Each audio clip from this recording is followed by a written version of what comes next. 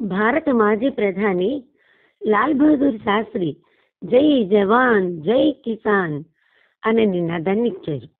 దేశం లోపల రైతులు పంటలు పండించి ప్రజల ఆకలిని తీర్చుతున్నారు. అదేవిధంగా దేశ సరిహద్దుల్లో సైనికులు నిరంతరం పహరా కాస్తూ ప్రజలకు రక్షణ కల్పిస్తున్నారు. అటువంటి సైనికులకు మంచి జీతం, గౌరవం ఇవ్వాల్సిన అవసరం ఉంది. 1948లో చిట్ట చివరి బ్రిటిష్ కమాండర్ సర్ ఫ్రాన్సిస్ బచర్ నుంచి భారతీయ సైన్యం తొలి కమాండర్ ఇన్ చీఫ్గా లెఫ్టినెంట్ జనరల్ కెఎం కరియప్ప బాధ్యతలు స్వీకరించారు. అందుకు గుర్తుగా ప్రతి సంవత్సరం జనవరి 15వ తేదీన ఆర్మీ డేని నిర్వహిస్తారు. ఆ రోజున దేశ రాజధానిలో 6 ఆర్మీ కమాండ్ ప్రధాన కార్యాలయాల్లో పెరేడ్లు, ఇతర మిలిటరీ షోలు నిర్వహిస్తారు. మన దేశ ప్రజల పరిరక్షణ కోసం తమ జీవితాలు త్యాగం చేసిన అమర సైనికులకు ఈ సందర్భంగా నివాళులర్పిస్తారు.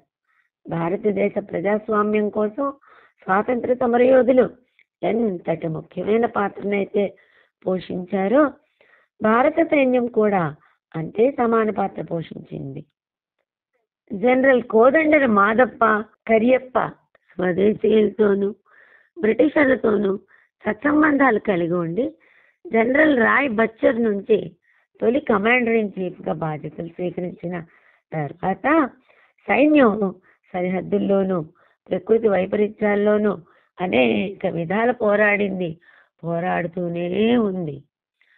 పూర్వకాలంలో రాజులు రథాలు, గుర్రాలు, ఏనుగులపై నుంచి యుద్ధం సాగించడమే కాకుండా నేలపై నుంచి కూడా యుద్ధం చేశారు. బ్రిటిష్ భారతీయ సాహిత్యంలో, రాజకీయాల్లో యుద్ధాల ప్రస్తావనలు ప్రముఖంగా కనిపిస్తాయి. చంద్రగుప్త మౌర్యుల కాలంలోని సైన్యాన్ని ఈ సందర్భంగా ప్రస్తావించుకోవాలి. ఆనాటి సైనిక చరిత్రకు అర్థశాస్త్రం ఓ ప్రముఖ దర్పణం లాంటిది. కళింగరాజుల కాలంలో యుద్ధ భూమిలోకి ఏనుగులు వచ్చాయి. ఇవి 17వ శతాబ్ది దాకా సాగాయి. మౌర్యుల కాలంలో శాంతి స్థాపన జరిగింది. అశోకుడు శాంతిని కోరుకున్నాడు. బుద్ధుడి బాటలో ఆయన నడిచారు. మధ్యయుగంలో రాజ్యాల రక్షణ కోసం సైనిక అవసరాలు, ఆయుధాలు పెరుగుతూ వచ్చాయి. కాలక్రమేణా దేశంలో బ్రిటిష్ ఆధిపత్యం పెరిగింది.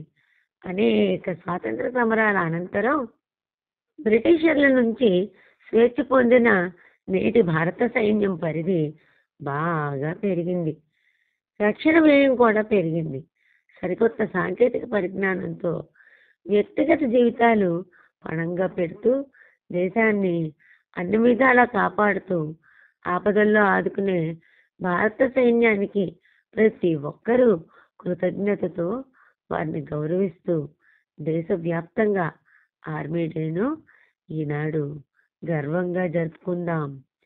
అదే సమయంలో ప్రభుత్వాలు కూడా వారికి తగిన ఉద్యోగ భద్రతను కల్పించాలి.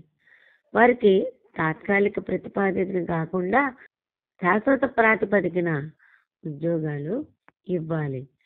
జై జవాన్, జై జై జవాన్, జై జై జై జవాన్.